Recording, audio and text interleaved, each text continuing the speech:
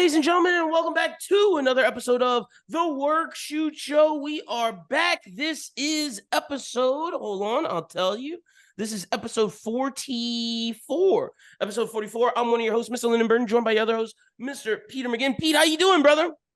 Man, doing well. It's been a minute since we've talked, and we got Yes, some sir. stuff coming up that I'm really looking forward to in terms of wrestling pay-per-views. And then also, the other day, the Mr. McMahon documentary dropped, so we're going to be talking about that as well. So we're going to talk about the first couple episodes. Yes, sir. I am excited. We didn't get to do the all-out predictions because I had some school stuff, but we are doing our Bad Blood predictions, and don't worry, we'll do our review next week, along with we're going to be reviewing the Mr. McMahon doc. Pete, how many episodes did you get up to? I got through 4. Okay, so we'll talk the first 4 this week and the last 2 next week. And for people who are listening to this podcast, don't worry, you'll get it all in one. On YouTube, however, you will get a separate of, if you just want the McMahon review outside of everything else we discussed, you'll get that by itself. Because that document, like, honestly, me and Pete could spend an hour literally on the doc alone. Like, it's insane. It's super interesting. It is. Yeah. So, but I think it's in 2 weeks because Bad Blood is in 2 weeks. Oh, like no, it's days. It's not this Saturday. I thought it was this Saturday. Nah, it is October 5th. Oh, that's next week. No, you're absolutely right. Yeah. Okay, so we got a buffer week. Yeah, so we do have a buffer week. Okay, so next week will just be Mr. McMahon talk, and then we'll get the review after that. But or do you want to wait? Do you want to wait to do our predictions till next week? Because I honestly thought it was this week. We can do it this week. All right, yeah, because the card's pretty much set. Yeah, I would say the card's pretty much set, and I also think based off of the one that's still kind of pending, I think it's pretty obvious the way that they're going with it. So, but maybe we get into your thoughts on that when we get there. And also, it helps because now normally when we do our predictions, there's maybe a couple days before the match. This time you'll get a week to let our stuff sink in, and you'll be able to judge our predictions that way. So I think we should start with Bad Blood, and then we'll get in and we'll finish the episode with the McMahon stuff. So if you have the card, I have the card as well. I got the card. Really quickly, MVP debuted on AEW last night, and your faction, man. They're coming back in the It's a great faction. It's so good. And WWE dropped the ball with it, so I'm really looking forward to seeing what they do with it. It seems and hopefully like MVP's better.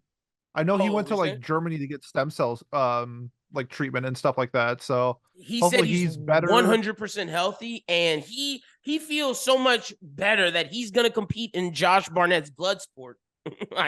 Oh shit! Okay, then he's good. Honestly, oh, he's doing Bloodsport. Then damn, all right. He gave this speech, and he was like, "Josh, you know that my contract's coming up. I'm turning into a Ronin again, and on my travels, I feel that before it all ends, I need to come to Bloodsport and compete." And Josh Barnett was like, "I wouldn't have it any other way. You've been my friend for so long. Of course, you can come compete on Bloodsport, but I'm letting you know now, you're not getting an easy match. You're getting me." So it's some big shit. But MVP looked good. He sounded good on AEW.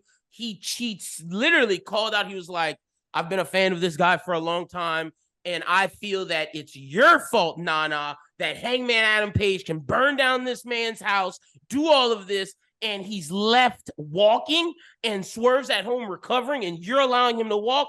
Don't worry. My message is to Swerve. You need better management. Here's my card." I assume that what the assumption is that Swerve's going to feud with, say, Bobby Lashley or Shelton Benjamin while he's not in the championship scene.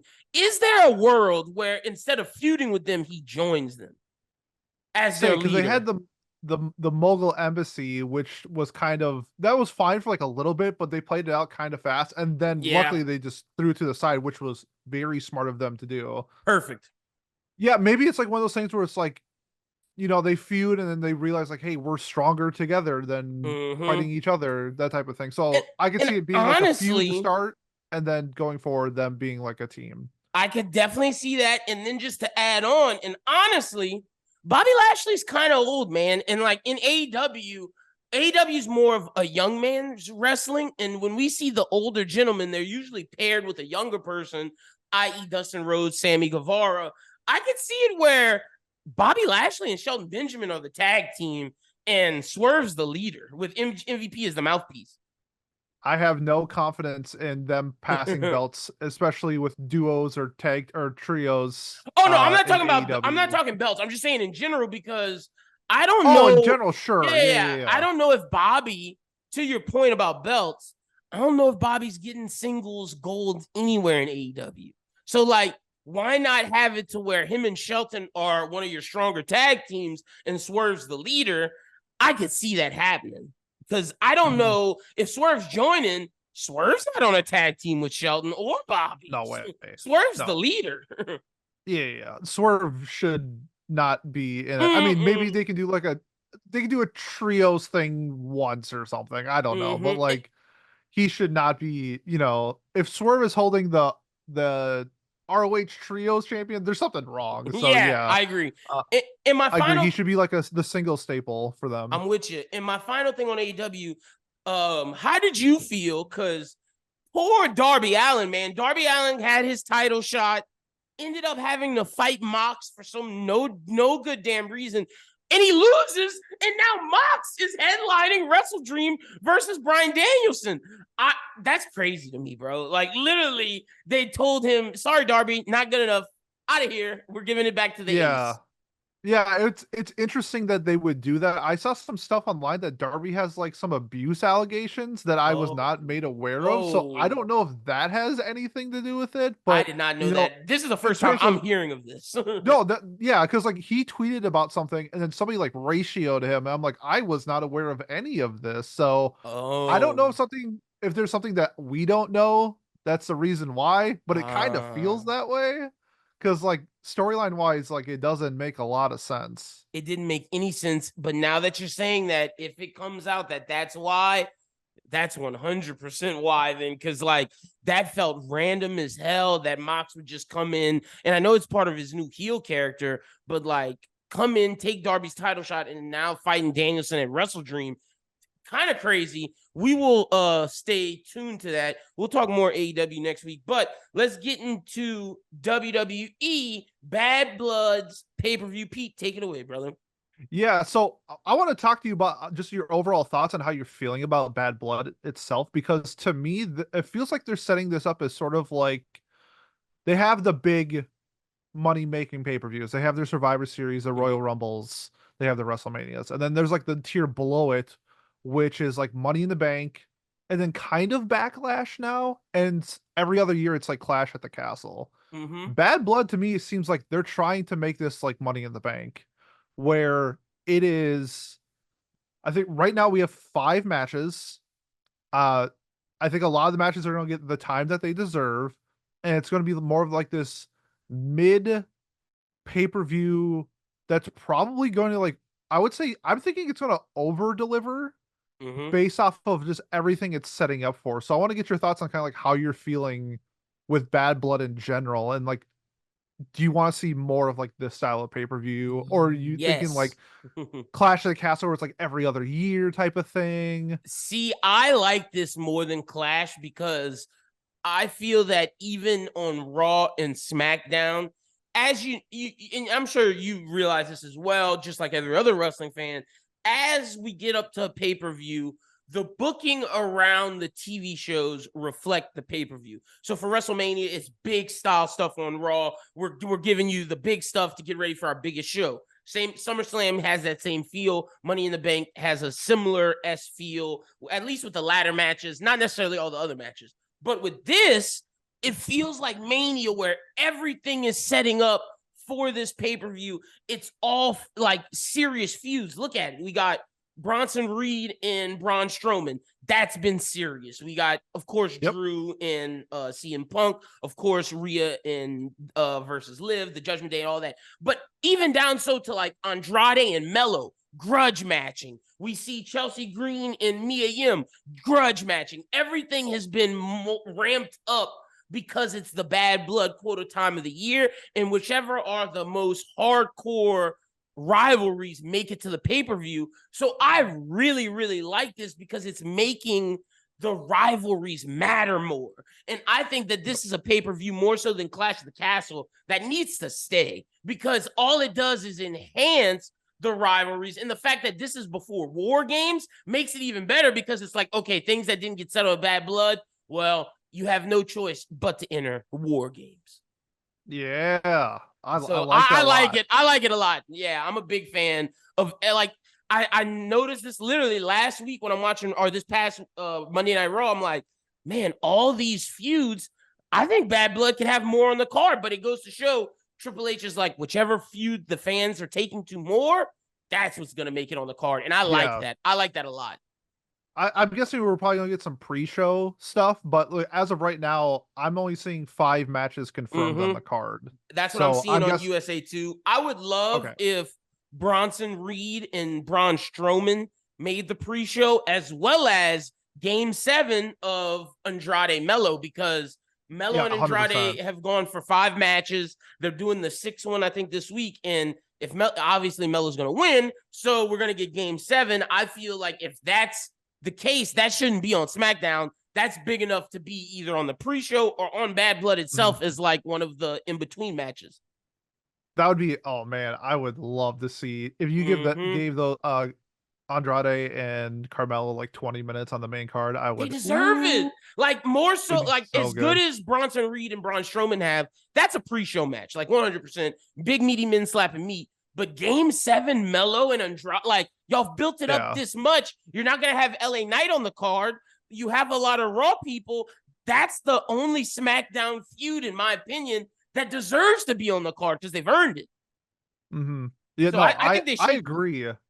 I agree. I guess, like, when you're talking Bad Blood and you have one of the matches being Nia Jax versus Bayley or Naomi, it's just like, is that bad? Is that really Bad Blood? Exactly. Like, sure, I'm sure you have history with both and you can make a storyline out of it, but it's like, Game 7 sounds way better. Like, and honestly, to your point, there's no Bad Blood in that. I literally have been watching SmackDown every Friday, and like I'll say that's the one thing that SmackDown is lacking right now. The women's side of SmackDown is just not strong compared to the Raw. Everything on Raw with the women, whether it's EO, whether even as much as I don't like them, Pure Fusion Collection, I hate the name, they're doing shit. Damage Control. I know Bianca and Jade are SmackDown wrestlers, but they're more on Raw than they are SmackDown fighting. So it's like, I'm with you. Like, the Nia Jax thing, we're only putting on there because she's the champion, but Andrade and Melo deserve to be on there more than them, if I'm being 100% honest. Yep, I agree. And man, it's like, where did they go from there? Where the last really memorable best of 7 that I remember was Cesaro and Sheamus, and they became the Bar, which was one of the best tag teams of like the decade or whatever. So I don't know if they're gonna team them up. I would actually be really for an Andrade Carmelo tag team, just because I think after their singles run, they might be in limbo, or after this best of 7. My thing is, I'm with you, but I think Melo's gonna win because he's gonna challenge LA Knight. Because LA Knight has nobody right now. And Andrade, okay, that's a good point. And Andrade already lost to LA Knight. And if Melo beats him, now we could have heel with babyface LA Knight to get an actual feud and not just a one-off match. Gotcha.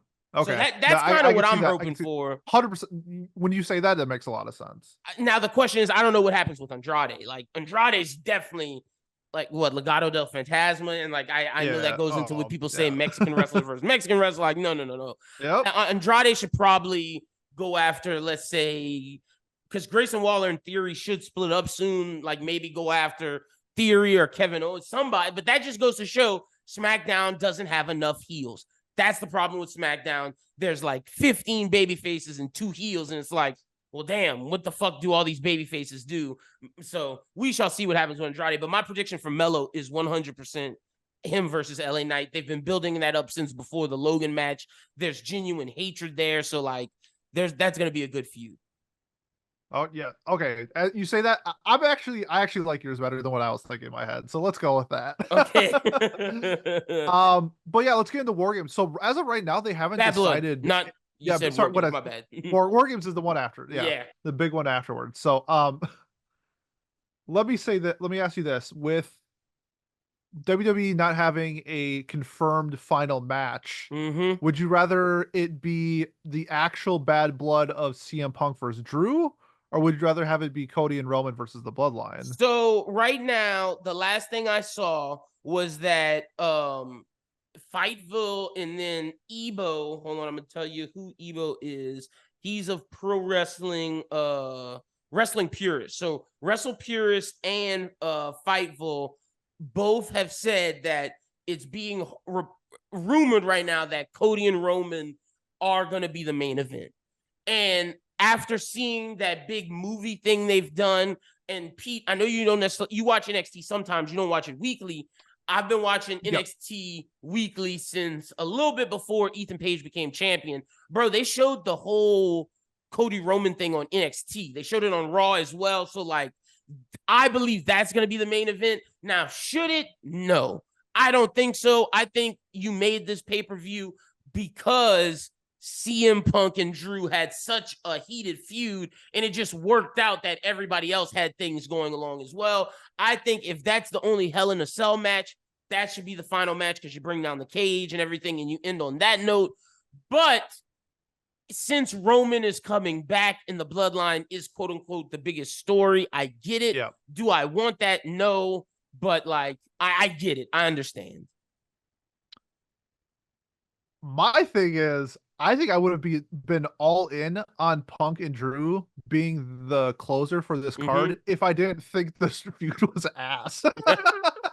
I think it's garbage. So like I'm fine with them not finishing. Like I think what Drew is doing on social media is fantastic, and I think it's actually probably the only reason why I'm even a little invested into it. Otherwise, I do not give a shit about this feud. The bracelet killed you, huh?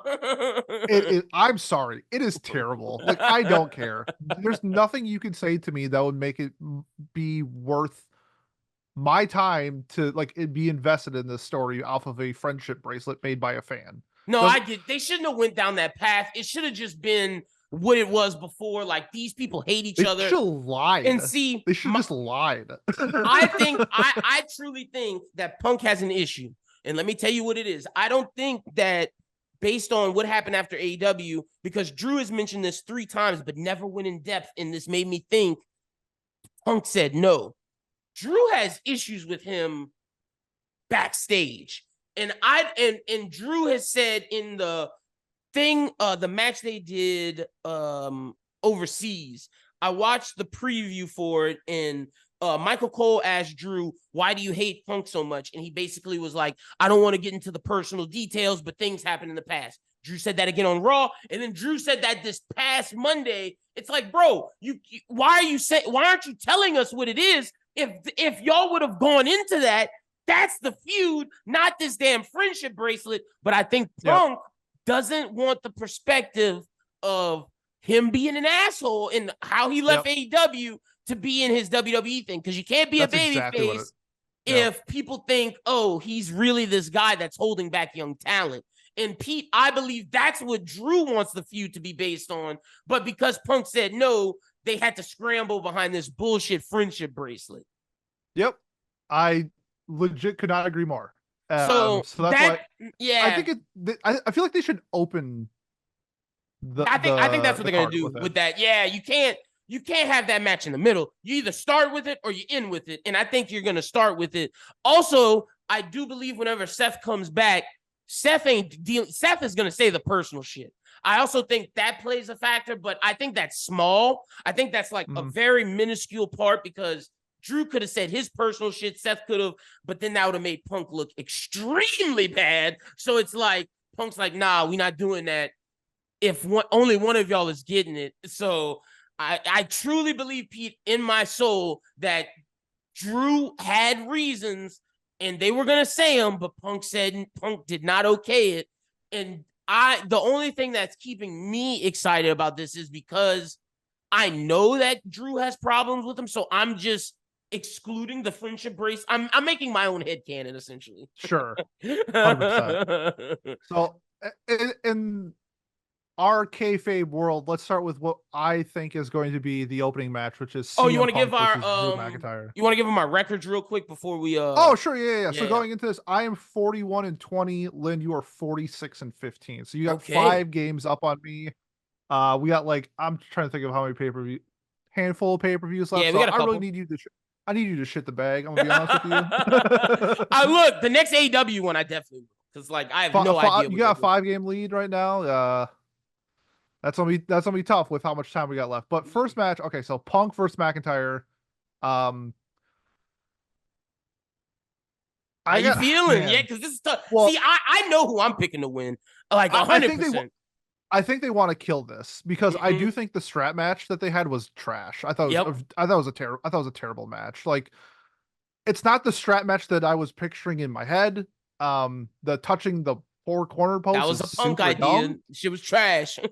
So I do think that they want to make up for because I don't know. I feel like in their minds that they also thought the match was trash. Like they had it because Punk needed to win. Mm-hmm. Like and they did it in a way where like it didn't Drew didn't like lose And they by didn't like want to a make Drew look like, bad either. yeah. So like this one I feel like they need to like go all in.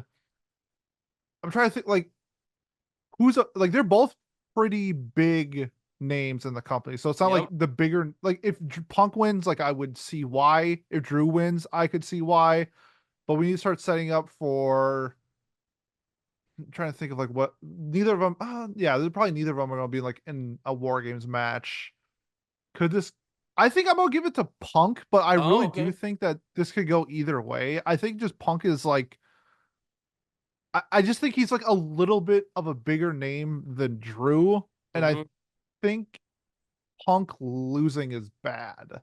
I think that's more like it's not like Drew winning would be better, but if CM Punk lost, I think it would be worse. See, ooh, that's interesting because I feel the opposite. I'm picking Drew because Hey, look at that. All I right. feel Drew got screwed too much. And I think because Drew's quote unquote the heel, it's like if Drew loses, where does he go from here? If Punk loses, Punk can say, you know what? I gave him my all. I fought my best, do his babyface thing because he's been helping with NXT. He could do a little NXT stuff. And then once he's like, all right, I'm back, I'm good, go after Gunther or Seth Rollins can come out. I feel like with Drew, it's like, okay, Drew needs to win this. And then you have Drew versus Gunther because Gunther needs someone. I don't think Drew will win that. But I think Drew can recover from that. But this, if he loses outright, I have no idea where they place him. You're not sending him the Intercontinental, which I mean, you could versus him and Jay, but then it's like, damn, Drew, you went from main event to Intercontinental. Yeah, I just don't know. I'm picking McIntyre. I feel like Okay. McIntyre got screwed too much and he needs a win from this. Like, let's not act like this guy was champion, bro. And Oh yeah, 100%. Punk screwed him first. So Drew has to get his get back. That's a good point. I'm still gonna keep with Punk. I really don't think I really do think this could be like 50-50 Oh yeah, booking. no, Like I think 100%. If Punk wins, I'm not I think you could shocked. run with it either way. Because I if just Punk think like wins, you're going Punk Gunther. yeah, because I feel like they have the time. I don't know how much time Punk has left. Mm-hmm. And I know he wants the main event WrestleMania before he leaves, which I do think he will, but that would probably be next year. Yeah, not this up. Definitely This not this upcoming year. one. Even if there is a chance that he main events at WrestleMania, but um yeah, I don't know. It's I think tough. Punk It's tough. losing is bad. It just doesn't sound right. Like I think everything you said makes logical sense, but having Punk lose just sounds wrong. Also, let me pitch you creatively. Punk thought he was coming back best in the world. This is because this will humble him. If Punk has to be humbled and then work his way up, we always say the money's in the chase. Okay, Yep. I came back thinking I'm the best in the world. Now, you know what? I'm going to build myself up to be back best in the world. I'll go fight in NXT a little bit because he wants to take over for Shawn Michaels when he's done. He's been there a lot learning. So fight in NXT, do some Raw stuff. And then it's like, okay, I'm back. I'm ready.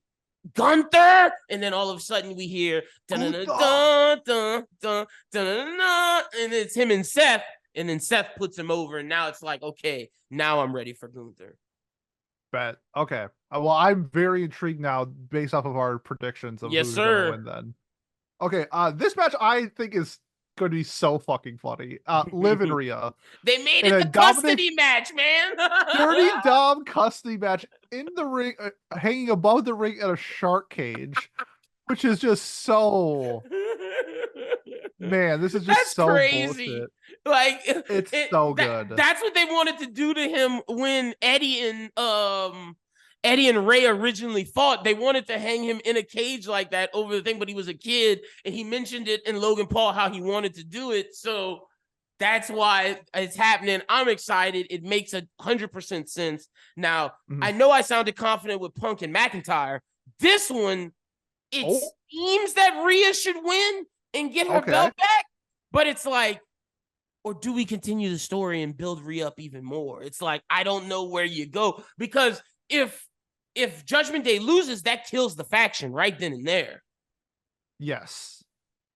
I think Which is why I think I think one of the Judgment Day people have to win, whether it's Balor or Liv. One of them have to, but the other can lose. Yeah. Okay. Yes. I think the Liv and Dom thing is still hot, going strong. I do think Liv losing the belt hurts it. Yeah, I think her being champ makes it better. And this is one of the cases where you have like a character where like he doesn't need the belt, like the belt needs him type of thing or something along those lines. I do think Liv needs the belt. I do think she really needs it. I would love to see some form of shenanigan with Dom in the ring, like, you know, like dropping her like a brass knuckle, dropping her something like that. But or like, him falling out the cage, hitting Rhea.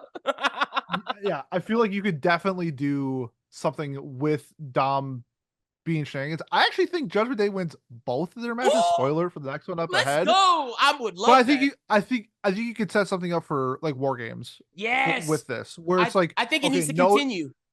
Like, I don't know if you could do like a Judgment Day plus Liv War Game, which would be insane. And then that way you like, it's like no shenanigans. Like, we're in the cage together. You can't get out. Maybe there's right now, not to cut you off. I feel like they are gonna do Liv and Rhea War, because the rumor right now is I mean like a mixed War Game. No, I know what you're saying. I know. I 100% get what you're saying. I think the rumor is they want Liv and Rhea to continue.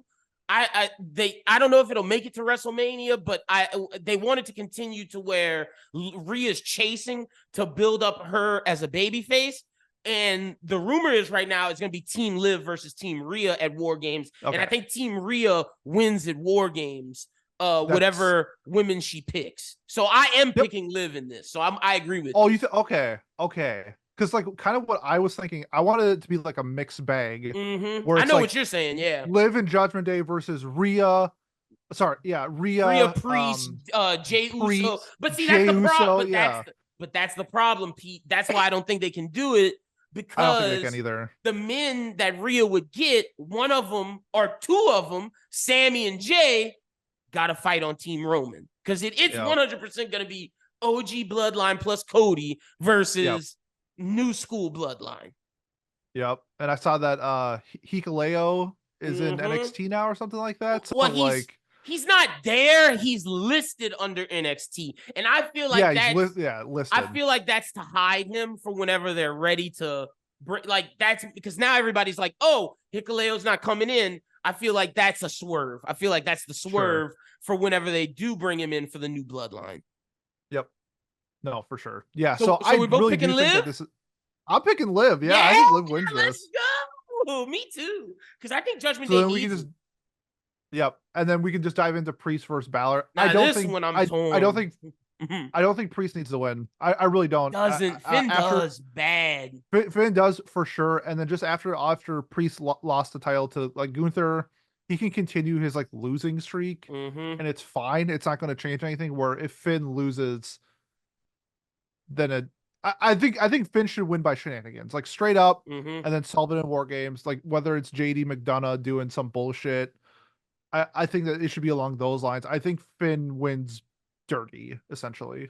Oof, I love that. And is there a world, just let me pitch you a story because I don't, is there a world where if Liv and Dom win, it starts to get that resentment in Finn. But I don't think it's time to do that to break up Judgment Day. Yet. Yeah, no, I'm with you. I'm picking Finn too. Finn's got screwed over. They're in like a times. new era. Yeah, they are. It's like a with Rhea and Damian guy. It's like a new start. So like you got this 2.0 version of Judgment Day. That you gotta let it simmer and cook for a little bit. Yeah. No, I agree with you. I think Finn should win. You've talked me into this because it's like, this dude has lost at all of the last pay-per-views. I know he's a tag champion, but that's just bullshit anyway.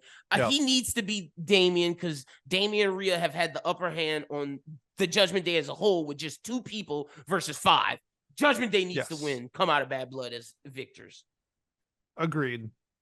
Let's just get this one out of the way. Nia Jax versus Bayley or Naomi. I don't think either of those two. Yeah, like I don't even care. I think it's Nia like easily. I'm with you. Yeah, like I think they're waiting for Nia to win and Tiffany to cash in. Now, does Tiffy cash in here? I don't know. They might wait because I believe whenever Charlotte comes back, that triggers time for the Tiffany cash in for us to get Charlotte versus Tiffy at WrestleMania. Yeah, I think this is just going to be. I think Naomi beats Bayley, and I think Nia wins in like 5 minutes. You think that's gonna be a squash match? You don't want to squash Bayley. She's she'll win the belt again at some time in the future. Naomi is a mid carder. She can beat Bayley by like a roll up, and then Nia can come, and then something like that, and then Naomi can get her beats in early, and then Nia sits on her game 1, 2, 3. 5-minute match. This will probably be the match before the final match because it'll be a filler, and it'll be whatever. And Naomi will have like a cool entrance. Hashtag Triple H put Game 7 instead of Nia versus Bayley. Like this match is gonna be really bad.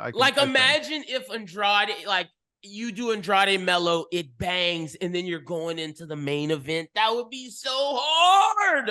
Oh, I would love that. Like, if the card was legitimately starts off CM Punk, you get your 2 Judgment Day matches, Andrade, and then Roman Reigns and Cody versus the Bloodline, that's arguably a 5-star pay-per-view. That's like on paper, if everything goes how we think, that's arguably WWE's pay-per-view of the year.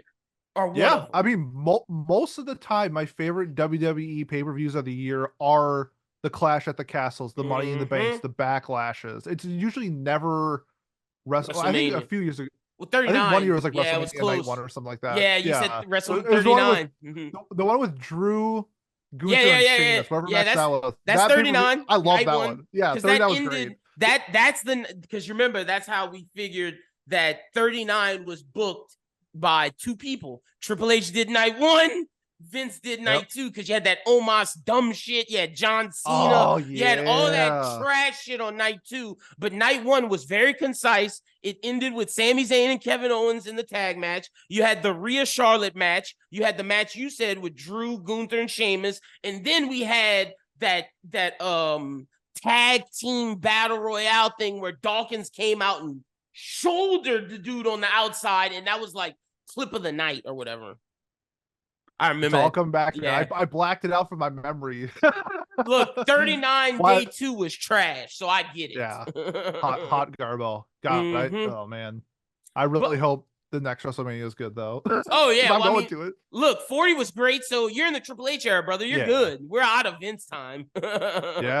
So you're good. It'll be the first time I'll get to see John Cena wrestle because the only time that I saw John Cena live, he just cut a promo on the Miz. So I've never seen John Cena actually wrestle. Oh, that's not true. He did a dark match. He did a tag dark match. So I was about to say, I don't think I have either. It was like a 4-minute match. So like technically, I guess I have seen John Cena wrestle. Okay, hell yeah. Well, I'm happy because I don't think I will either unless he comes to Lafayette during his last tour or goes. Or you can come to WrestleMania with me. That's a pot. Wait, when is that? That's this upcoming year. April. Oh, in Vegas. Next April. Oh yeah, I forgot you told me you'd have a place to stay. Okay, I got a free hotel room. Yeah, no, I forgot about that. Yeah, no, I'm gonna through, man. I'm gonna try to get my tickets then. I forgot about that. You got like 6 months to decide. Okay, I'm gonna look into that for real. But all right, Pete, let's get into the main event real quick. Yes. How did you feel about the movie style promo? I love that shit, man. I absolutely love that promo they did. And I think Cody won it. Yeah, this cinematic promo that they're doing. I like it if they don't do it all the time. No. It should be something special. Yeah, I agree. When you do something special like Cody Roman, incredible. Just don't give it to me every week. And honestly, 3 times a year. I don't think anybody else besides a Roman will get it, because I think they realized that Roman Reigns cuts his best promos not in front of the crowd. In the Thunderdome, they learned, because there was no one there, when Roman can use the right tone in the facial expressions with no crowd, it benefits him. I saw people saying, oh, they didn't want to do it in front of a crowd because they didn't want the crowd to boo Cody and cheer Roman. That's not why. And if you saw on SmackDown when Roman and Cody were both out there, they had the Roman fans cheering and they had the Cody fans cheering. They're both over. This thing was because they wanted Roman to get out all of his little words, because if the crowd was there, we wouldn't have got, oh, you're ruining everything. Oh, no, you're in the way of me in life. Like, we wouldn't have heard some of those in the way that he got it off if a crowd was there. But this was beautiful. I thought Cody won it. I thought Cody finally was looking like, yes, this is the promo god I fell in love with. The promo. This is the man when he was on his heel run in the Indies, and Pete told me to start watching Kenny Omega, and I'm like, wait, Cody Rhodes is here? What is all this Bullet Club shit? This is what I need. Cody was just, the words that stuck out to me was like, I told you were going to be a man without a country. The thing that scares you is you say, I have all the pressure on my back. No, the pressure's on you, because without all the bloodline stuff, without the belt, without the Ulafala, you're back to Roman Reigns. And we remember the last time he was here, people didn't like the big dog. And that was yes, Cody. Roman without his bloodline, what is he? Because the last time, no matter how much people say they love Roman now, you love bloodline Roman. You didn't love Roman Reigns. So who is this Roman Reigns without the bloodline? I loved it, but Pete, I think Roman has to take the pin. I do. Cody can't take it. Yep. Oh, so you think Bloodline's winning? I think Bloodline. Look, Wyatt. Look, I think Bloodline has to win to solidify them. So when we go into War Games, then Roman can win or whatnot. But if Roman wins this, it's like, well, bro, like you're winning this without Jimmy, Jay, all of this. Like, I know you got Cody, but this Bloodline is supposed to be terrifying, scary, all of the above. If they are, y'all got to lose. And then that sets up not only Roman versus Solo, but then Jacob Fatu can fight Cody. You can get all. I think Roman's taking the pin. I'm picking Solo in the Bloodline. Are you taking Jacob to pin Roman then? Oh, yes. See, I was thinking Solo, but that adds more controversy. Jacob pins Roman, makes Solo go even crazier, because it's like Jacob's getting all this love, Jacob's getting all this heat. I like that, Pete. You nailed it. I'm gonna do a counterpoint to this. Okay. Where what if you wanted the bloodline to now shift from Solo to Jacob because of the attention that Jacob is getting? Mm-hmm. What if Solo takes the pin, and then this is the switch of Solo no longer being the godfather of the bloodline? He is now he's back to being the muscle. Because I mean, you saw it with Cody when he did that promo where he's looking at Solo and he goes, I want Jacob. Like, I'm not looking at you. I'm looking through you. Like, I don't respect you. He's the more dangerous one. Yeah. And you could do it to where Godfather, where Solo's Frodo. So we thought Solo was going to be the next guy. No, Solo is the weak brother Frodo. Or his name's not Frodo. What the fuck is his name? I'm looking at him. Samwise Gamgee or something? No. What's Michael's brother's name in the Godfather? Oh, the Godfather? The younger brother's name. The one who screwed him. Fredo. Yeah.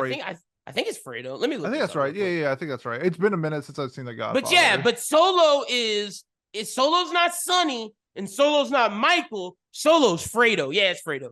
And honestly, Okay. you could have it to where Jacob's like, no, you're not on my team. And Solo has to go beg for Roman's forgiveness. Oh, Pete, you're cooking. I would, look, I'm going to say this. If you're right and Roman and them win, Jacob has to turn on him at the pay-per-view. Like at the pay-per-view. That's what it should end with. So since I'm behind in points, this is a 100% shot in the dark, and most of the time what I want to see never turns out to what it actually is. You're thinking Jacob pins Roman. That makes perfect sense. I think Roman pins Solo, and it starts the trigger, the confrontation within the bloodline. And I think what the people want is Jacob. Yeah, no, they do. The people don't want Solo. They just people don't. Hate I'm Solo, sorry, man. Like, Solo. He was perfect as the muscle. That is his role. He's not the Don. He's not the leader. Like straight up, to your it's point, not the same. That could be why Rikishi was like, I think y'all are pushing Jacob too fast because he doesn't want his son to. And I know Jacob's his cousin, his nephew, and everything, but like Rikishi is showing love to his son. He's like, Solo should be getting the look, not Jacob. That could be why, bro. What you're saying, Rikishi could know some insider stuff, and it's like, no, they're about to push Jacob and, make Jacob the leader of the bloodline instead of Solo, and that could be why Rikishi's pissed. I'm not mad at that. Look, because there's a world where people are like, Lennon, you're picking the bloodline. No, Roman and Cody are going to win this.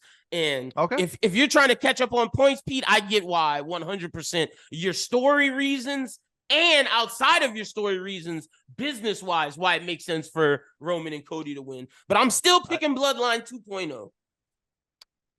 I think that's a smart pick. I think your pick is right, but the amount of serotonin that will rush through my body if I am correct will be like opening an N64 on Christmas. I'm going to be on cloud 9 and then even higher. So I think for the high risk, high reward pick, I'm picking Roman to pin Solo. I like it. Sorry. Yeah, no, wait. No, you said it right. Roman to pin Solo. Sorry, I wrote it down backwards on my sheet, so that I looked at it. I'm like, wait, hold on, what? Yeah, Roman to pin Solo. Yes. Okay, hell yeah. So we got our picks in. We only differ on the beginning and the end. Yeah. So you can assuming that you get everything right, I'll be only up by 3. 3, yep. So we shall wait and see. We're probably gonna split, but who knows? I don't know. Actually, I'm going the trajectory that it's been going, I'll probably lose both of them. But who cares? It's all in good fun. It doesn't matter. Hell yeah. We're just trying to have a good time.